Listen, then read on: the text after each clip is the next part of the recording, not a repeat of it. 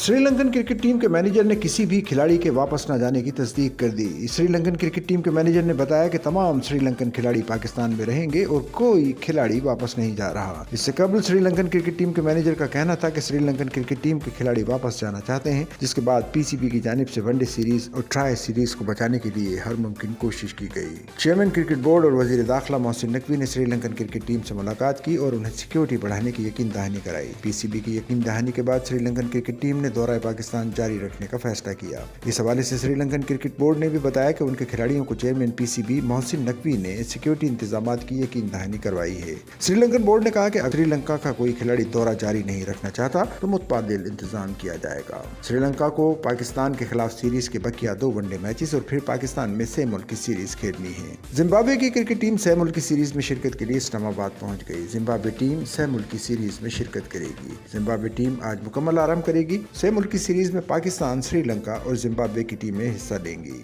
Sachal news network की videos में खुश आमदेद। नाजरीन, वीडियो से मुतालिक अपनी कीमती राय का इजहार कमेंट बॉक्स में ज़रूर करें और चैनल को सब्सक्राइब करें।